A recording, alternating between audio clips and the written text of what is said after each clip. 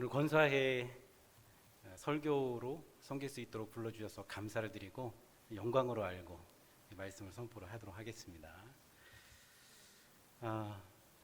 낯익은 우리 얼굴들도 보이고요. 그리고 새롭게 만나 뵙게 되는 교우님들 진심으로 반갑습니다. 저는 주중에는 커피를 만드는 사람입니다. 그리고 주일에는 이렇게 말씀을 묵상하고 설교를 하는 사역을 해왔습니다. 설교만 하고 목회만 해도 되는데 굳이 커피를 왜 만들까? 이런 궁금함들을 예전에는 많이들 가지고 있었어요. 근데 요즘에 시간이 많이 지나고 난 다음에 목사가 주중에 커피를 만드는 거에 대한 의문을 가지고 계신 분들이 많이 없는 것 같습니다. 그만큼 많이들 공유가 돼 있고 나쁘지 않게 생각해 주시는 것 같아서 더 즐겁게 커피를 만들고 있습니다. 저는 왜 굳이 신학 공부를 하고 목사가 됐으면 목회만 하면 됐지 커피를 하려고 했을까요? 고민을 오늘 좀 나누어 보고자 합니다. 교회는 개혁주의에서 교회의 표지라는 게 있습니다. 우리 개혁교회를 섬기고 또 개혁교회에서 신앙을 고백하는 신자로서 이 교회의 표지를 반드시 좀 알고 있어야 됩니다.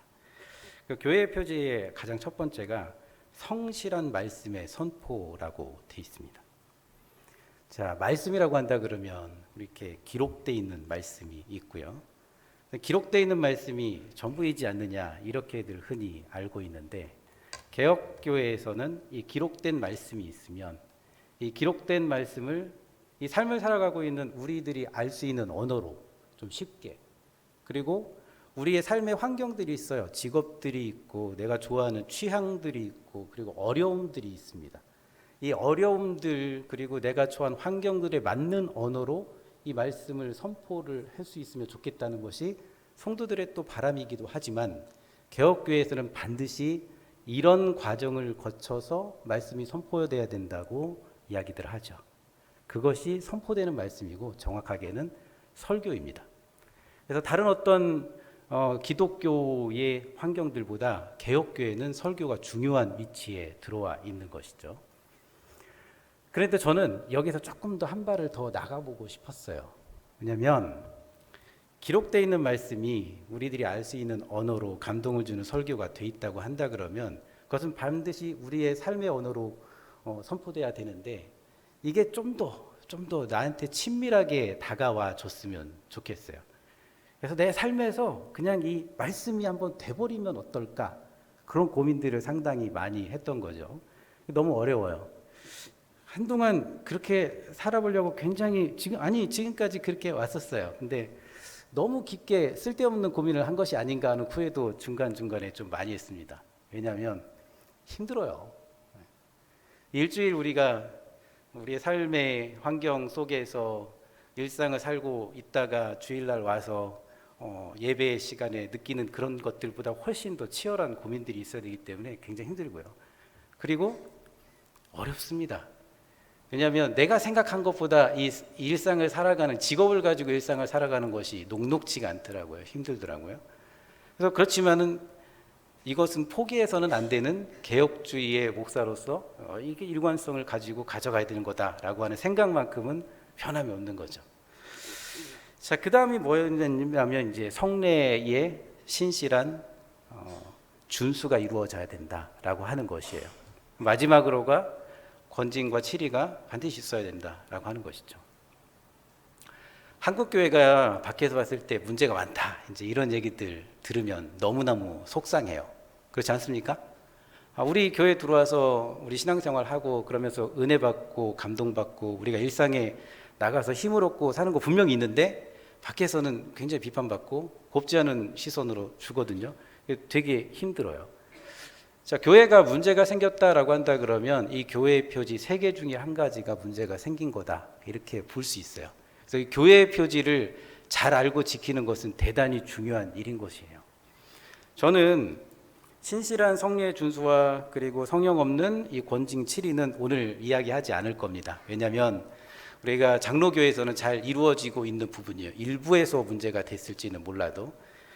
저는 오늘 말씀의 선포에 대해서 좀 집중해서 여러분들이랑 나눠보고 싶습니다. 왜냐하면 이 영역에 대해서 제가 많이 고민을 했고 지금 좀 독특하게 사역을 하고 있기 때문에 이 부분들에 대해서 좀 깊게 다뤄볼 생각이에요. 근데 저만 고민을 했느냐? 그렇지 않습니다. 제가 아무리 혼자서 고민한다고 하더라도 뚜렷한 답이 나오지 않는 문제예요. 오래전에 우리가 혹은 태어나기 전이었을 수도 있어요. 학자들이 많은 고민들을 했어요. 한번 생각을 해볼게요. 제일 첫 번째 학자가 독일의 신학자예요. 칼바르트라고 하는 신학자죠. 칼바르트가 말하기를 기독교인들은 한 손에는 성경을 가지고 있어야 되고 한 손에는 아시나요 혹시? 그렇죠. 신문을 가지고 있어야 된다. 왜 이런 얘기를 하냐면 성경 말씀을 백날 읽어봐야 우리의 삶에서 치열하게 그걸 고민하고 우리가 이것을 이해하고 그리고 실천할 수 있는 언어로 나오지 않는다면 문제가 있는 거고, 우리가 신앙생활하면서 주변의 환경들, 정치, 경제, 사회, 문화 이런 것들을 살피지 않고 무시하고 살아간다고 한다 그러면 기독교인으로서의 역량, 힘을 발휘할 수가 없다고 보는 거예요. 자, 그래서 한 손에는 성경, 한 손에는 신문을 가지고 살아가야 된다라고 하는데, 이 신문이라고 하는 것을 한마디로 이야기하자면 삶의 정황이라고 하는 것이죠. 여러분들 삶의 정황이 이를테면 신문이라고 볼 수 있는 것이에요. 자, 이 신문이라고 하는 것을, 이 삶의 정황이라고 하는 것을 짓진 레벤이라고 이제 독일어로 이야기를 해놨어요. 영어권에서 봐서는 이것을 뭐라고 하냐면 컨텍스트라고 하는 거죠. 삶의 정황이에요. 텍스트는 말씀이에요. 이 말씀 우리가 늘 읽고 묵상하는 말씀이 되는 것이죠. 자, 이 말씀, 텍스트가 컨텍스트가 되는 데까지는 정말 얼마나 많은 몸부림이 있을까요? 우리 가까이 계신 목사님은 일주일 또는 한 달, 아니 1년의 몸부림이 있을 겁니다. 성경을 늘 읽고 또 서기하고 여러분들의 삶에 적용하기 위해서 이 컨텍스트에 대해서 몸부림치면서 기도하고, 그러면서 그것과 함께 일체된 내용들이 선포될 수 있도록 얼마나 많은 진이 빠지는지 몰라요. 그것을 하기 위해서 이 개혁주의 참된 설교자가 되기 위해서 이 모든 과정들이 있어야 되는 거죠. 근데 요거가 독일의 칼바르트 한 사람한테서만 딱 나온 것이 아니라 많은 사람들이 고민을 했어요. 네덜란드로 건너가 봅니다. 네덜란드는 아브라함 카이퍼라고 하는 학자가 있어요. 이 사람은 무려 여기서 한 발을 더 나가요. 영역 주권이다, 이제 이런 말을 합니다. 단순히 그냥 컨텍스트 이게 아니라 돌아보자. 하나님께서 이 세상을 다 창조하셨고 창조주이시고 하나님의 손길로 되어지지 않은 것이 한 가지도 없는데 어떤 것은 하나님의 영역이고 어떤 것은 아니고 이런 것이 있을 수가 있느냐. 그래서 정치, 경제, 사회, 문화, 그리고 우리가 살고 있는 한 가지 한 가지 어느 것도 하나님께서 소홀하게 여기지 않는 영역이기 때문에 그 영역의 주권은 누구에게 있다? 하나님에게 있다. 이렇게 본 것이죠.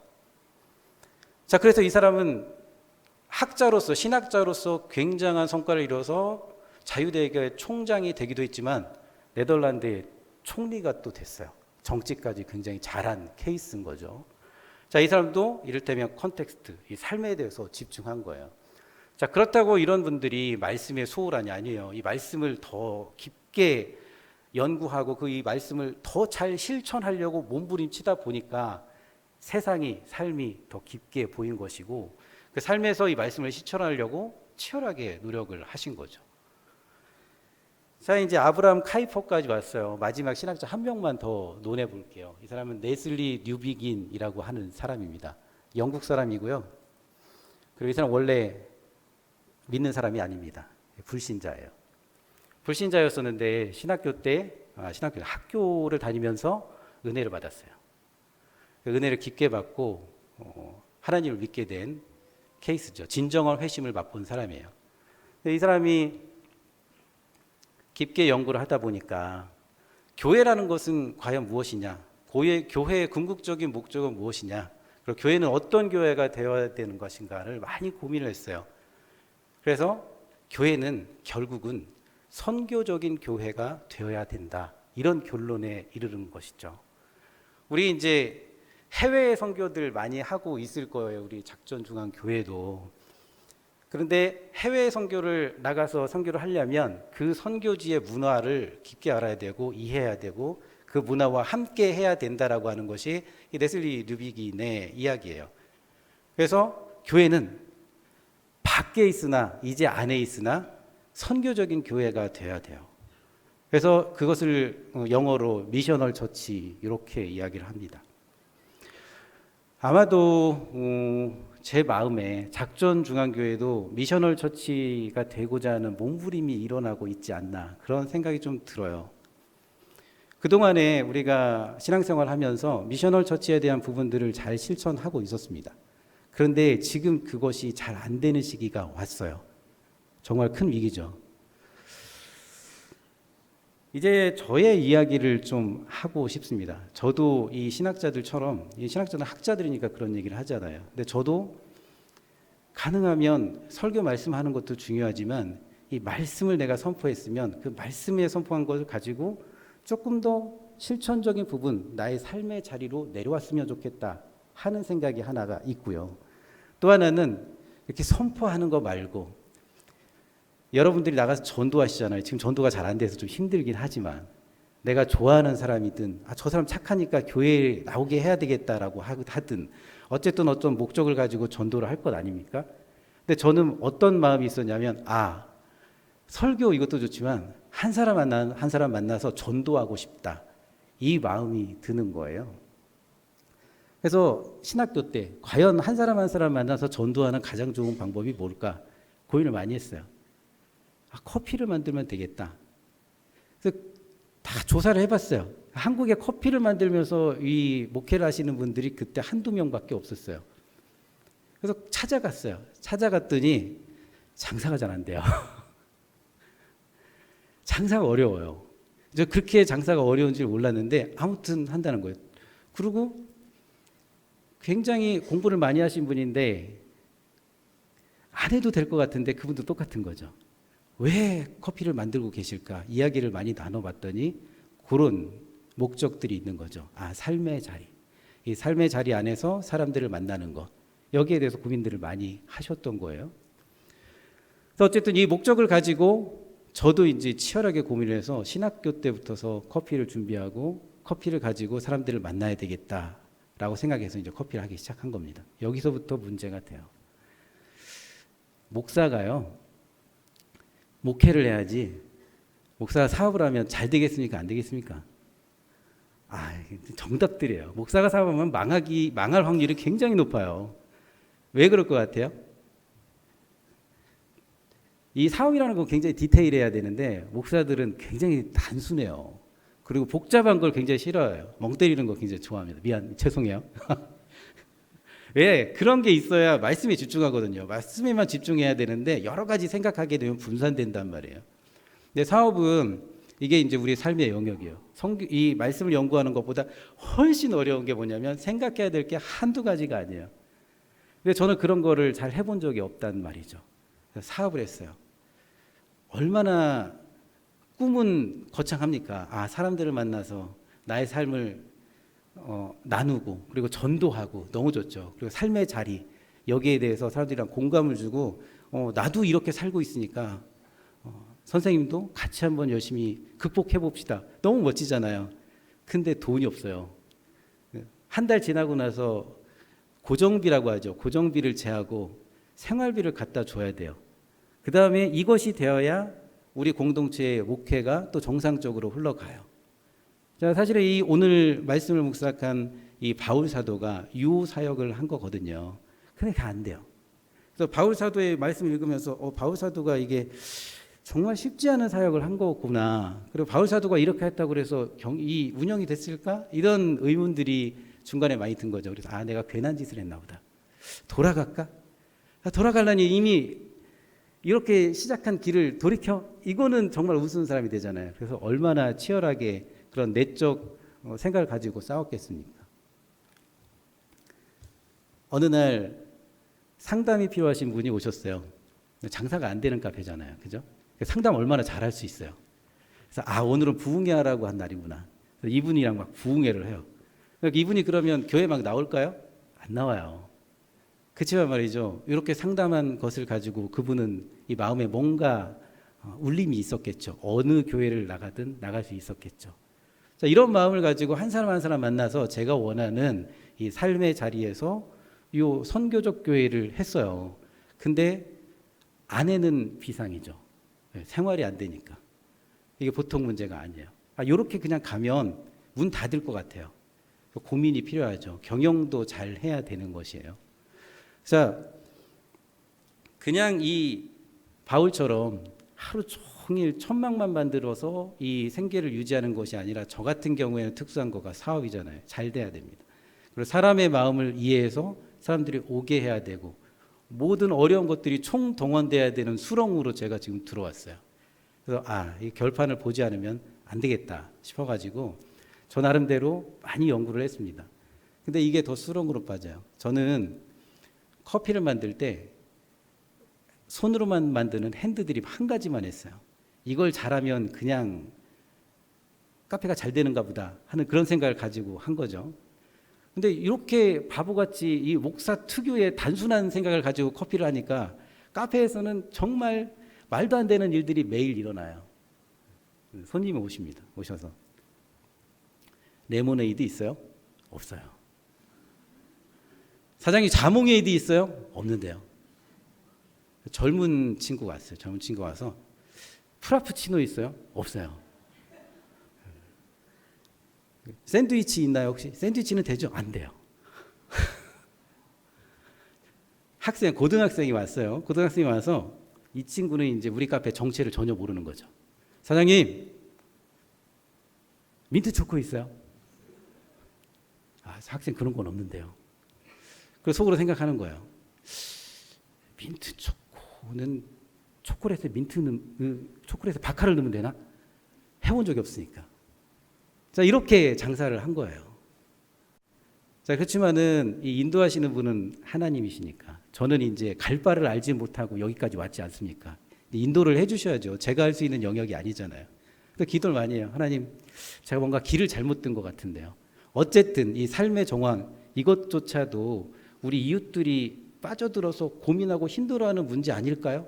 사업이 안 돼서 지금 망하게 생긴 이 고민의 문제들을 말씀 안에서 해결할 수 있어야 되는 것들도 이것도 목회자의 어떤 숙제 아닌가요? 근데 나는 못 풀겠어요. 하나님이 좀 풀어주셔야 될 것 같은데요. 이런 기도밖에는 저는 할 수 있는 게 없어요.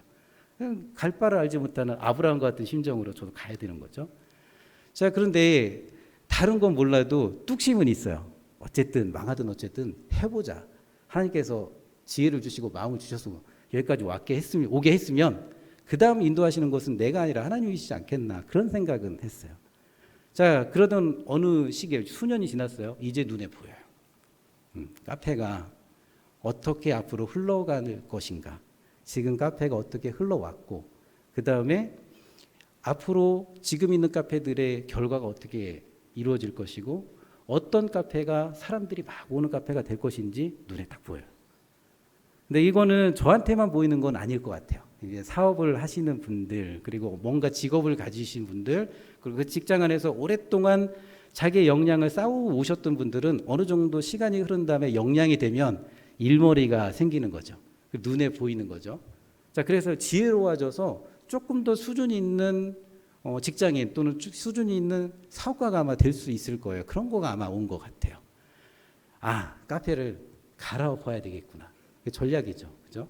갈아엎었어요. 그리고 제가 가지고 있는 그동안에 봤던 그런 카페, 제가 하려고 하는 카페를 싹 없애고 그리고 저한테 주어진 게 있어요. 하나님께서 원래 저한테 주셨던 재능들 그리고 제가 좋아라는 어떤 느낌들이 있어요. 그걸 가지고 사람들이랑 마음으로 소통한 거예요. 자, 사람들이 왔을 때 요거에서 감동을 느끼게 좀 해줘야 되겠다. 자, 요거에서 좋아할 수 있도록 해줘야겠다. 이런 것들을 카페에 쫙 만들어 놓고 메뉴들을 싹 바꿨어요. 요게 그냥 사업 얘기라고 생각하지만 이건 뭐냐면 배려예요, 배려. 그동안 손님들을 위한 배려가 카페에 없는 거예요. 그냥 내가 하고 싶은 것만 한 거죠. 내 손님들을 위한 배려를 고민을 한 거예요. 이건 마치 말씀을 가지고 치열하게 고민하시는 목사님들이 이제 진짜 사업가가 되면 치열하게 이제 메뉴 가지고 고민할 수 있는 영역이 아마 될 수도 있는 거예요. 고민했어요. 그냥 만들면 안 되고 예술품을 만들어야 되는 거였구나. 거기까지 왔어요. 그래서 진짜 예술품을 만들 수 있도록 최선을 다해서 제가 할 수 없는 영역까지 끌어올리는데 밤을 새야 됐어요. 인테리어도 그렇게 하고 메뉴도 그렇게 하고 싹 갈아푼 다음에 새로 오픈을 했어요. 했더니 이제 핫플레이스라고 하는 용어가 있죠. 요즘에 핫플레이스가 TV에 많이 나오지 않습니까? 핫플레이스가 됐어요. 그동안에 그런 걸 경험해 본 적이 한 번도 없어요. 핫플레이스 손님들이 너무 많이 오는 거예요. 근데 저는 느려요. 느리게 생겼잖아요, 얼굴이. 그죠? 예. 앞만 봐도 저 사람은 빠를 것 같지가 않아요. 느려요. 그럼 그냥 줄 세워놓고 그 다음에 제가 하고 싶은 걸 만들어야 되는 거예요. 저는 속도가 안 나니까. 1시간이고 2시간이고 그냥 있어야 돼요. 이제 맞고 싫으면 가야지 어떻게 하겠어요? 자, 1시간이고 2시간이고 그냥 줄 서서 있다가 먹고 가는데 블로그라고 하죠. 블로그에 써놨어요. 이 집 사장님은 방망이 깎는 노인이다. 방망이 깎는 노인인데 일단 너무 힘들어서 다 죽어가고 지칠 정도가 돼서 자리에 앉았는데 딱 나온 걸 보니까 이거 있을만하다. 이 얘기가 나온 거예요. 자, 이 얘기를 믿고 또 엄청 오는 거예요. 엄청 오고 방망이 깎는 노인으로 굉장히 유명해졌어요. 그 얘기는 뭐냐면 제가 오시는 손님에 대한 고민과 그리고 거기에 대한 노력을 얼마나 했을지 손님들이 알아봐 준 거죠. 그리고 갔을 수도 있어요. 그렇지만 그 메뉴를 만나봤을 때의 자기 나름대로의 힐링, 고마움 이런 것들을 막 표현을 하는 거죠. 자, 거기까지 왔어요. 갈 바를 알지 못하고 그냥 삶의 정황 속으로 들어와서 사람들이랑 나누고 싶어서 왔던 거가 이제 거기까지 왔어요. 자, 그러니까 어찌됐든 사람들로 알고 1대1로 만나서 부흥회도 했었고 그 다음에 어찌저찌 해서 이제 목구멍에 풀칠도 되는 과정에 들어온 거죠. 근데 여기에서 이제 과연 하나님께서는 나를 여기까지 오게 하신 이유가 뭘까? 그때까지도 잘 몰랐어요. 근데 이제 사건이 생겼죠. 강남 사랑의 교회에서 이제 부교육자로 섬겼던 분들은 나와서 개척교회를 할 때 사랑의 교회라고 하는 이름을 붙입니다. 친하게 이제 호영호재하는 목사님이 강남 사랑의 교회에 계셨다가 나와서 개척을 했어요. 이제 학교를 예배당으로 쓰시다가 어려움에 처해서 주중센터를 하나 설립을 했어요. 그 주중센터 1층이 카페로 하기 좋으니까 한번 만들어 보자. 그래서 만드셨어요. 그래서 도움을 요청해서 조금 도움을 드려서 괜찮아요. 우리가 할 수 있을 것 같으니까 이 정도면 됐어. 하고 이제 카페를 경영했는데 잘 될까요? 안 될까요? 말씀드렸잖아요. 목사가 사업을 하면 어떻게 돼요? 망해요. 그러니까 사업이 잘 되는 거 그냥 잘 될 수가 없어요. 아무리 교회에서 한다고 하더라도요. 목사가 하면 그냥 망한다고 보는 게 거의 확률상 같아요. 어떻게 됐겠어요, 여기? 거의 망할 지경이 됐어요. 자, 그냥 망하는 게 아니에요. 벌려놔서 이게 안 되면 혼자 경영하면 혼자 끙끙거리다가 어떻게든 해결하잖아요. 교회는 그럴 수가 없어요. 자, 온갖 이야기들이 달려오는 거예요. 교우가 300명이면 아마 300마디가 나올 거예요. 1000명이면 1000마디 나올 수도 있어요. 10,000명이면 10,000마디가 나올 수도 있을 것 같아요. 어쨌든 어려워졌어요. 자, 그래서 이거 SOS 도움을 좀 주세요. 그때 그 교회에 굉장히 충직한 우리 부교육자가 있었어요. 유학을 보냈습니다, 저한테. 그때 마침 저희가 어려움을 다 극복하고 핫플레이스가 됐잖아요. 어쨌든 방향성에서. 자, 올 때 하나씩 요건 어디서 사요? 요건 어떻게 만들어요? 요런 건 이런 분들하고는 어떻게 소통해서 커피를 만드시나요? 이런 것들을 가져가요. 자, 그 비용을 받았을까요? 안 받았을까요? 네, 안 받았어요. 왜냐하면 저는 돈이 없이 카페를 했기 때문에 굉장히 어려웠던 시절에 이 호영호재하는 교회, 이 형제교회에서 도움을 좀 많이 받았습니다. 고마운 존재죠. 이름도 없고 빚도 없는 저 같은 사람한테 잠재력을 보았던 것 같아요. 그래서 도움을 많이 받았어요. 자, 이제는 저는 어떤 사람이 돼야 합니까? 저는 배로 돌려줘야 되는 거죠. 하나님의 은혜를 받았으니까. 달라고 하는 게 있으면 다 줬어요. 그 밖에서 봤을 때는 도둑질이에요. 근데 좋은 도둑질이잖아요. 다 줬어요. 자, 그래서 처음에 카페 하고 나서 하루 매출이 얼마 나와요? 물어보니까 자, 얼마 나올 것 같아요? 2만 원이에요. 2만 원. 손님이 안 와요. 교인들도 안 오는 카페예요. 교회 카페 차려놓으면 교인들은 커피를 마실 것 같죠? 안 마시는 거예요. 처음 봤어요. 저는 안 마셔요. 밖에 나가서 마셔요. 자, 그러고 나서 와서 제가 겪었던 지금 이런 스토리들을 이야기하고 제가 겪었던 어떤 고민들 그리고 노력들 이런 것들을 다 공유를 했어요. 고마운 건 뭐냐면 헌신을 해야 되겠다. 카페를 담당한 목사로서 정말 역량 있는 이 섬김으로 나가야 되겠다라고 하는 준비가 된 친구예요. 그래서 그걸 다 가지고 가서 열심히 했어요. 한 달 만에 딱 10배가 됐어요. 지금은 100배 정도 되나? 그럴 거예요. 그러고 나서 인스타라고 하죠. 인스타에서 굉장히 유명한 목사님이 됐고 카페가 됐어요. 자, 근데 이걸 자랑하려고 오늘 나온 게 아닙니다. 이 친구가 처음에는 배우고 가서 카피하는 것만 해요. 복분만 해요. 근데 시간이 지난 다음에 자기가 가지고 있었던 잠재력이 뭔지를 몰랐던 거예요. 아까 얘기했잖아요. 몇 년 동안에는 내가 너무나 고지식한 사람이라서 카페가 안 맞는 사람이었었는데 시간이 지나니까 눈에 다 보이는 거예요. 이 친구가 눈에 보일 때가 됐어요. 그랬더니 호주에 오랫동안 있었던 친구인데 그 호주에 있는 동안에 역량들이 나오는 거예요. 호주에 아주 유명한 셰프가 있대요. 그 셰프 밑에서 글쎄 수년 동안 설거지만 했답니다. 이 친구가. 그러니까 설거지만 했으니까 아는 게 없을 것 같잖아요. 어깨너머로 많은 걸 배웠답니다. 그래서 그 배운 걸 가지고 뭘 많이 만들어냈어요. 이게 굉장히 유명해져서 카페가 굉장히 자리를 잘 잡았는데 그 이야기를 하려고 하는 게 아니에요. 사람들 많이 와서 돈 많이 벌고 그런 의미가 교회에서 아무짝에도 쓸모가 없습니다. 이것을 하려고 하는 이유는 뭐냐면 미셔널 처치, 선교적인 교회가 되려고 하는 거예요. 저도 그렇게 시도를 해서 이 커피를 주중에 만드는 거고 이 카페 제이라고 해요.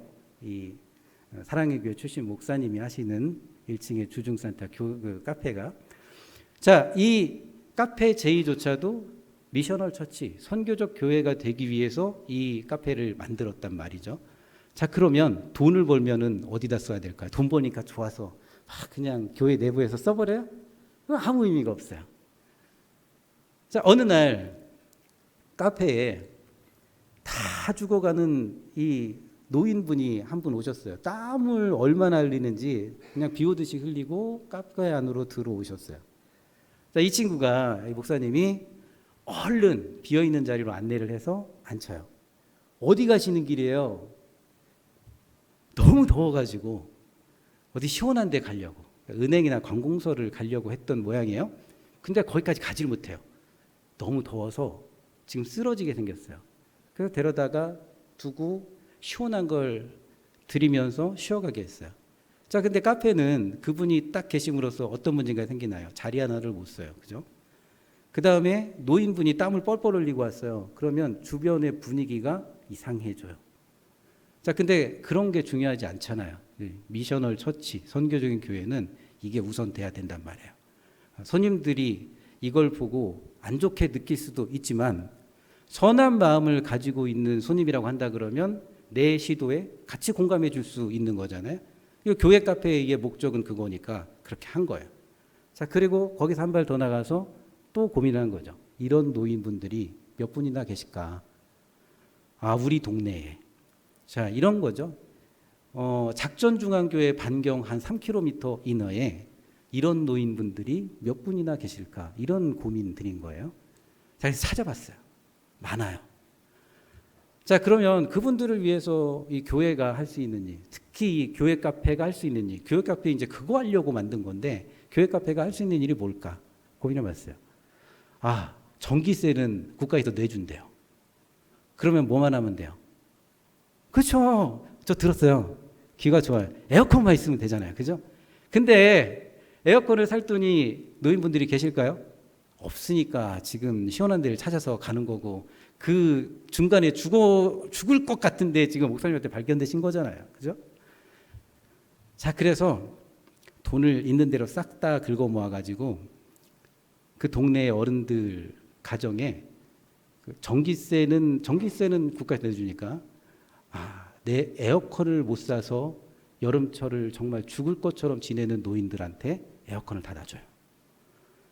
당해 한 25대, 30대 이렇게 놔줬을 거예요. 그걸 계속해요. 자, 이제 출산율 얘기를 좀 해볼게요.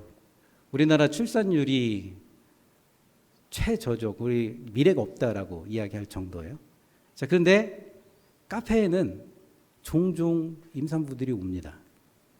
그러면 카페가 이 출산율이 저조한 대한민국에 기여할 수 있는 일은 뭐가 있을까요? 뭐예요? 그냥 커피 주면 되잖아요. 디카페인 커피 주면 되는 거예요. 디카페인 커피를 주는 거예요. 너무 고생하는, 그 스트레스가 엄청나요. 그거는 산모 스트레스도 있지만 육아 스트레스도 있습니다. 다 포함해서 스트레스가 엄청나요. 정말 교회가 이 저조한 출산율의 시대, 이 국가적인 위기에 할 수 있는 일이 뭐가 있을까라고 했을 때 그냥 주는 것보다는 이렇게 오시는 분들, 이 분들한테 주는 거가 이 받는 사람한테 마음이 좀 다른 것 같아요. 그걸 느꼈어요. 요건 저도 하고 있습니다. 거기는 커피만 주는지 몰라도 저는 케이크 줘요. 왜 그러냐? 커피를 주문했어요. 케이크 주문한 거를 취소할 수 없잖아요. 케이크를 딱 줘요. 주고 나서 저는 모른 체 합니다. 가면서 눈을 한번 바라보는데 이 눈빛은 경험해보지 못한 눈빛이에요. 그냥 감사합니다 그런 눈빛이 아니에요. 자, 그런데 그걸 끝나느냐? 계속 와요. 그럼 이게 그냥 마케팅으로 제가 시도한 거 아니에요. 저는 저의 진정성을 담아서 이렇게 시도를 한 겁니다. 목회적으로 뭘 한 거가 아니에요. 그냥 그 마음을 담아서 한 거예요. 자, 그런데 어떤 일이 일어나느냐? 시간이 많이 지났습니다. 산딸이 됐어요. 아기를 낳았어요. 어떻게 하겠어요? 아기 안고 와요. 아기 안고 와서 사장님이 그때 커피 주셔가지고 이렇게 마시고 나온 아기예요. 그런 아기들이 한둘이 아니에요. 많아요. 이런 부분들. 그거 외에도 우리가 반경 3km 안에서, 교회 3km만 더 잡으면 더 좋고요. 3km 안에서 할 수 있는 일들이 뭘까 고민들을 해보면 많이 있죠. 사랑의 교회 출신들이라서 머리가 스마트해요. 아이디어가 굉장히 좋습니다. 그렇지만 우리도 얼마든지 할 수가 있어요. 근데 목회적으로도 얼마든지 할 수 있잖아요. 이게 중요한 점입니다. 교회가 헌금 모아서 하면 됐지 왜 카페를 하느냐, 이런 고민들을 해볼 수가 있는데요. 이게 굉장히 중요한 부분들이 되겠습니다. 왜냐하면 시대가 그래요. 교회에서 뭘 한다 그러면 힘든 시대가 됐어요. 예전에 제가 전도사 사역할 때는 초등학교 앞에 가서 사탕 주면서 전도하면 이게 잘 됐어요. 자, 근데 어느 순간부터서 제가 전도지랑 사탕 가지고 가서 선교를 하려고, 이 전도를 하려고 그러면 학교 선생님이 나와요. 저기요, 지금 시대가 무섭기 때문에 선생님이 여기서 전도를 하시면 흉악범으로 오해할 수가 있습니다. 안 돼요. 가능하면 하지 마세요. 이런단 말이에요. 그러면 이제 선교적 교회로서 이 선교 지혜를 발휘해서 이걸 효과적으로 할 수 있는 방법을 한번 생각을 해볼게요. 카페에 있는 직접 학교로 찾아갈 필요가 없어요. 카페는 엄마 손잡고 애들이 커피 마시러 와요. 그렇잖아요. 근데 카페에 와서 방망이 깎던 노인이 또 있어요. 그러면 또 핫플레이스라서 더 올 거 아니에요. 애들 데리고. 노키즈 존이 아니에요. 그러면 더 신나서 올 거예요. 그죠? 자, 그 애기한테 사탕, 하리보 이렇게 주면 흉악범으로 할까요? 아니죠. 사장님한테 고맙다고 해야지. 이렇게 한단 말이에요. 자, 사탕 들고 초등학교에 가가지고 예수 믿고 구원 받으세요. 우리 학교 여름 성경학교 나오세요. 이렇게 하는 게 낫나요? 사장님한테 고맙다고 해야지 이런 소리 듣는 게 낫나요? 이게 선교적 교회로서의 지혜를 발휘하는 부분이고 그리고 삶의 자리를 조금 더 디테일하게 가져가는 부분이기 때문에 이걸 하는 거예요. 자, 칼바르트나 또는 영역주권의 아브라함 카이퍼나 레슬리 누비긴이 당대에 그렇게 막 인기 있고 그러지 않았습니다. 왜요? 아니 목회만 하면 됐지. 왜 저런 것까지 생각해야 돼? 이런 사람들이 많았을 거란 말이에요. 자, 근데 그걸 해야 될 시기가 대한민국에 도래했어요. 300만 가나안 성도. 가나안 성도라고 하는 이야기 들어보셨나요? 가나안으로 막 진격하는 성도들이 아니고, 그렇죠. 권사님 제가 들었어요. 감각이 있습니다. 안나가를 거꾸로 하면 가나안 성도예요. 자, 기독교인들을 1000만으로 봤을 때 퍼센트로 봤을 때 한 30% 정도가 가나안 성도라고 합니다.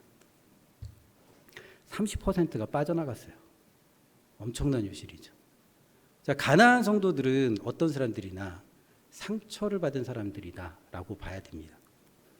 선교적 교회가 목적으로 하는 모든 선교의 대상들은 다 약한 사람들이죠. 그중에 대한민국의 무려 300만이 가나안 성도예요. 안나가 성도들인데 대부분 상처를 받았다라고 보는 거죠. 근데 그거를 다 고지고대로 믿을 수는 없습니다. 왜냐하면 어떤 여러 가지 그 사건들이 있었을 텐데 그게 다 상처라고 볼 수는 없어요.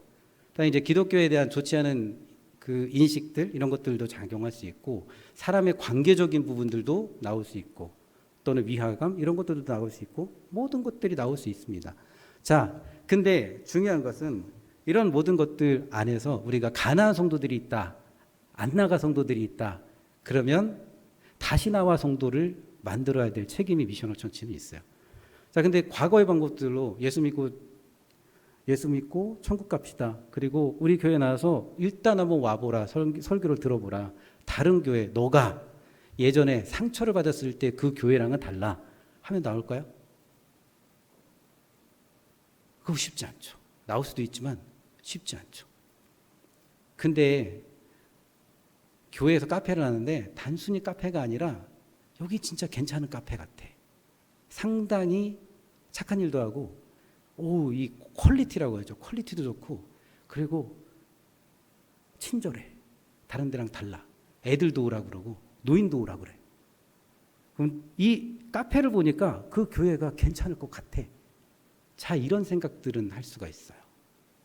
또는 이분들은 마음이 많이 닫혀 있기 때문에 이 카페라는 공간 안에서 사람들과 만나서 그 관계를 다시 회복할 수 있는 여지들을 만들어갈 수 있어요. 자, 그리고 이 지혜를 발휘하기 위한 미셔널 처치에 이 카페는 적실하게 좀 잘 맞는 것 같습니다. 자, 그래서 그런지 형제교회 카페는 굉장히 좀 잘 되는 것 같아요. 카페 J 목사장 이렇게 검색하시면 인스타에서 영상들이 굉장히 많이 나옵니다. 자, 그런데 이 모든 과정들 속에 다시 말씀드리지만 유명한 것들 자랑하려고 이렇게 얘기하는 것들이 아니에요. 저의 목적은 그리고 제가 사랑하는 우리 강동의 카페제이 교회 이름이 푸른 사랑의 교회입니다. 푸른 사랑의 교회 카페제이도 이 한국 교회 본인들이 이루어놓은 성과들을 자랑하려고 하는 것들이 아니에요. 연약한 사람들, 이 연약한 사람들에게 어떻게 다가갈 것인가 이 목적 속에서 치열하게 고민했던 것들이 이제 열매로 나온 것 뿐이에요. 오늘 말씀을 한번 더 깊게 묵상해보고 여러분과 이 작전중앙교회 반경 수 킬로미터 안에서 미셔널 터치가 되어갈 수 있도록 그 마음의 첫발을 함께 내딛기를 소망합니다. 그 후에 바울이 아덴을 떠나 고린도에 이르러 아굴라라 하는 본도에서 난 유대인 한 사람을 만나니 글라우디오가 모든 유대인을 명하여 로마에서 떠나라 한 고로 그가 그 아내 브리스길라와 함께 아달리아로부터 새로 온지라. 바울이 그들에게 가매.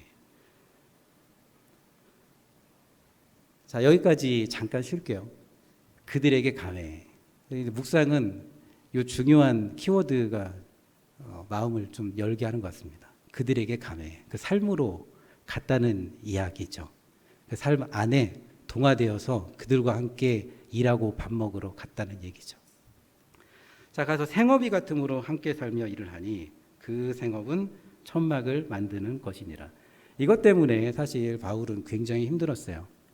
왜냐, 일하는 거 흉내내는 사람으로 있는 것이 아니라 진짜 일하는 사람으로 살았던 것이기 때문에 힘들었어요. 자, 만약에 제가 카페를 한다, 또는 카페가 아니라 뭔가 사람들한테 보여주기 위해서 일하는 어떤 사역을 했다라고 한다 그러면 바울하고는 상관이 없는 사람입니다. 자, 그거는 보여주기 위한 거예요. 그래서 저 이거 이렇게 해서 요만큼 만들었어요 라고 보여주기 위해서 하는 건데, 바울은 그것이 아니라 그들에게로 가서 그 일을 같이 했는데 어떻게 했느냐, 밤이 늦도록 했어요. 엄청 고생, 땀을 뻘뻘 흘리면서 정말 힘을 다해서 천막을 만든 걸 볼 수가 있어요. 자, 그거를 그러면 자랑하라고 한 것이냐? 아니에요. 말씀드린 것처럼 미셔널 처치를 이루고자 하는 어떤 연장선에서 이제 이렇게 한 건데, 사실 이 미셔널 처치의 가장 시작은 바울이라고 저는 보는 것이죠. 제가 아래를 읽어보도록 하겠습니다. 생업이 같음으로 함께하며 함께 살며 일을 하니 그 생업은 천막을 만드는 것이더라. 안식일마다 바울이 회당에서 강론하고 유다인과 헬라인을 권면하니라 라고 되어 있습니다. 앞에는 생업, 아래는 사역이에요. 자, 생업과 사역이 따로 떨어져 있지 않은 사람입니다. 자, 이 생업을 죽도록 일주일 동안 하다 보니까 사람들을 깊게 이해하고 그 어려움들을 다 느껴봤기 때문에 공감이 돼요. 자, 그렇기 때문에 그가 안식일 날 사역하는 것들이 사람들 사이에서 깊게 공감을 가지고 갈 수 있는 것이고, 그리고 그 애정에 대해서 깊게 들어오게 되는 거죠. 바울은 굉장히 애정이 많이 있던 사람이었던 것 같습니다. 앞에 아덴에 있을 때도 아덴 사람들이 많은 미신들, 신화들에 쩔어 있는데 당신들 그렇게 믿으면 지옥 갑니다 이렇게 하지 않고 그 사람들의 마음을 헤아린단 말이에요. 저 사람들 왜 이럴까? 저 사람들이 믿는 것이 미신으로 보일지는 모르지만 그들 마음 깊은 곳에서는 알 수 없지만 하나님을 믿어야 되는데 하나님이 어떤 분인지 모르고 들어본 적도 없고 하니까 저렇게 믿는 것일 거야. 그렇지만 그들이 믿고자 하는 마음, 그 종교성만큼은 하나님께서 주신 거니까 이 말씀을 잘 소개하면 분명히 믿을 거야 라고 하는 애정이 있었던 거죠. 바울은 모든 사람들한테 대해서 약한 사람들이 있으면 지극하게 애정하는 마음이 있었던 것 같습니다. 자, 이 장막을 짓는 것조차도 바울이 만난 사람들의 삶을 보니까 넉넉한 사람들이 아니에요. 바울이 강약약강 이런 스타일이 아니란 말이에요. 강강약약 이런 스타일이란 말이에요. 강한 사람만 만나면 강하고 약한 사람을 만나면 한없이 약해서 그 사람들을 어떻게든 사랑하고 애정하고 뭔가를 주고 싶어하는 마음들이 강했던 사람이 이제 사도가 바울 사도인데, 그래서 그 사람들의 주머니에서 충분히 이 사역을 위해서 쓸 걸 요청할 수 있음에도 불구하고 안 되겠다. 나도 일해야지. 밤 늦도록 이 사람들과 같이 일해서 부담을 주지 않고 사역할 수 있도록 나도 일상을 살아야 되겠구나. 그런 마음을 가지고 있었던 것이에요. 자, 그러면 그렇게 같이 살았던 사람들은 마음이 공감이 되겠죠. 만약에 떠났던 마음이라도 돌아올 것이에요. 우리는 그겁니다. 지금은 새로운 사람이라 많이 마음이 다쳤던 사람들이 이 한국 사회에 많이 있습니다. 믿었던 사람들. 그 사람들이 얼마나 많이 상처를 받고 그리고 마음의 문이 닫혀 있는지 몰라요. 우리는 애정을 가지고 그거를 열어내야 되는데 구체적인 부분들이 필요하단 말이에요. 자, 이제 단순한 부분들이 아니라 구체적인 부분들을 바울 사도가 제시합니다. 우리는 작전중앙교회에서 좀 더 헌신을 잘하고자, 잘 섬기고자 오늘 이렇게 헌신 예배도 드렸잖아요. 자, 조금 더 구체적으로 이 연약한 사람들, 마음이 약한 사람들, 그리고 삶이 어려운 사람들을 공감하고 그 사람들이 더욱더 교회와 함께할 수 있도록 우리도 한 번 더 헌신하고 미셔널 처치를 이루어가기를 간절히 소망합니다. 기도하겠습니다. 거룩하신 아버지 하나님, 연약한 사람들과 함께하고 연약한 사람들을 위한다는 것, 그렇게 교회를 이루어 간다는 것은 말처럼 쉽지 않습니다. 너무나 어렵고 험난하고 수렁 같은 시간들을 견디어내지 않으면 어렵다는 것을 바울 사도를 통하여서 배우고 그 아픔과 함께하기를 원합니다. 하나님, 이런 모든 사람들이 우리가 우리를 자랑하기 위한 것이 아니라 갈 바를 알지 못하고 우리가 여기까지 왔듯이 앞으로도 주님께서 주신 지혜를 가지고 교회와 함께 하쳐나가기를 간절히 원합니다. 그것을 통해서 우리의 이 모든 헌신을 통해서 이 지역과 사회에서 상처받고 또 유리방황하는 사람들이 위로를 얻고 격려를 받으며 주님의 말씀에 화답하고 또한 구원에 이르를 수 있도록 주님 함께하여 주옵소서. 우리 성도들의 마음을 주님께서 또한 잘 어루만져 주시고 인도하여 주셔서 무엇보다 지혜를 주시고 하나님의 교회로서 더욱더 큰 유익을 이 사회에, 이 지역에 흘러넘치게 할 수 있도록 주님 능력으로 함께하여 주옵소서. 섬기는 모든 분들께 더욱 지혜와 능력을 함께해 주시기를 간절히 원합니다. 감사를 드리옵고 우리 주님 그리스도의 스님의 이름으로 기도하옵나이다. 아멘.